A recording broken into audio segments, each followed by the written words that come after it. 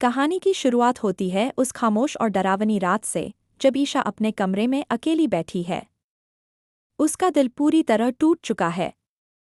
ज़मीन पर उसकी माँ कावेरी की एक पुरानी तस्वीर गिरी हुई है, जिसे वह बार बार उठाकर देखती है। ईशा की आंखों से आंसुओं की धारा बह रही है। उसके ज़हन में बार बार वही भयानक पल घूम रहा है, जब उसकी आंखों के सामने सूरज ने उसकी माँ पर गोली चलाई थी। दर्द और नफरत से भरी ईशा खुद से कहती है, मैं सूरज को कभी माफ़ नहीं करूंगी, कभी नहीं। तभी अचानक तेज हवा के साथ कमरे की खिड़की जोर से खुलती है। पर्दे लहराते हैं और एक रहस्यमयी साया कमरे के अंदर दाखिल होता है। ईशा डरकर पीछे हटती है, लेकिन अगली ही पल उसकी आंखों में गुस्से की आग जल उठती है। सामने खड़ी होती है बंधिया। ईशा चीख पड़ती है, बिंधिया, यहाँ से निकल जाओ अभी। लेकिन इस बार बंधिया भागने नहीं आई है। वह ईशा का हाथ कसकर पकड़ती है और बेहद गंभीर आवाज में कहती है, शांत हो जा ईशा।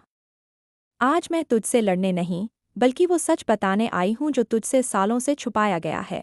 ईशा झटका देकर हाथ छुड़ाती है। कौन सा सच? क्या बकवास कर रही हो तुम? बंधिया गहरी सांस लेती है और वो राज खोलती है जो ईशा की पूरी दुनिया हिला देता है।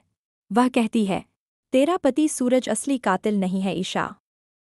असली कातिल है तेरा अपना बाप, गुलाब सिंह। ईशा सन्न रह जाती है। बंधिया आगे बताती है कि कैसे गुलाब सिंह ने कावेरी को सालों तक एक अंधेरे तहखाने में कैद करके रखा था, जहां वह हर दिन जिंदा लाश की तरह जी रही थी, और कैसे सूरज को झूठे बहाने से मोहरा बनाकर उससे गोली चलवाई गई। ट्रिगर सूरज ने दबाया, लेकिन इशारा गुलाब सिंह का था।